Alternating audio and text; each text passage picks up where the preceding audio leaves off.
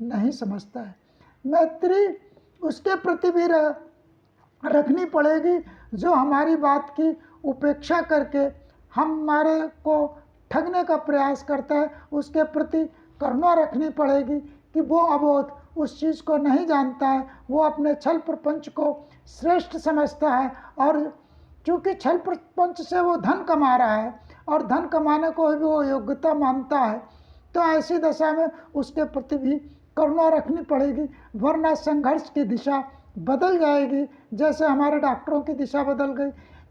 1 रुपये की टेबलेट भी जो है वो जब तक 1000 रुपये अपने रोगी से ना लेने तब तक उसका समाधान नहीं करते। मुदिता भी इसी तरह की है कि उनकी अबोधता को देखकर मंद मंद मुस्काइए। अहंकार नहीं आना चाहिए कि वो हमारे साथ छल कपट करके जा रहे हैं और हम उस छल कपट को जानते हैं, लेकिन वो जानते हैं कि ये सामने वाला नहीं जानता है। इसमें मुदिता बनाए रखिए। उनके प्रति कोई बदले का भाव मत रखिए।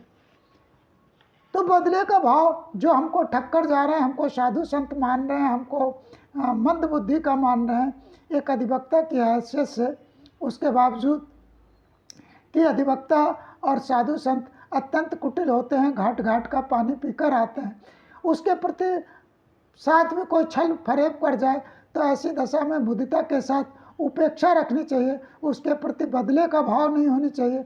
बहुत से डॉक्टर, बहुत से इंजीनियर, बहुत से अधिवक्ता इस उपेक्षा के भाव को नहीं रखते और उनके अंदर जो है बदले का भाव आ जाता है और फिर वो भांति भांति के शोषण में उतर आते हैं। तो जब शोषण में उतर आते हैं तो इसी कारण 70 साल में देश की व्यवस्थाएं ठीक नहीं हुई और शोषण बढ़ता जा रहा है।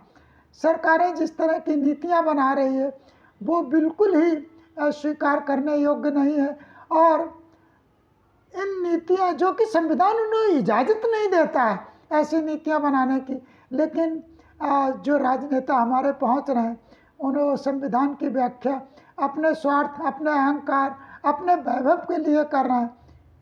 क्या जरूरत है? जो लोग सेवा में, जो पद सेवा के कहलाते हैं, कोई नेता है जनता की सेवा करने के लिए आता है, तो भाई तुम जनता की सेवा करने के लिए आए तो तुमको उच्च कोटि के वेतन क्यों चाहिए? कोई व्यक्ति प्रशासनिक सेवा में आया तो प्रशासनिक सेवा में आया तो तुमको उच्च कोटि के वेतन क्यों चाहिए? क्यों आर्थिक असमानता चाहिए?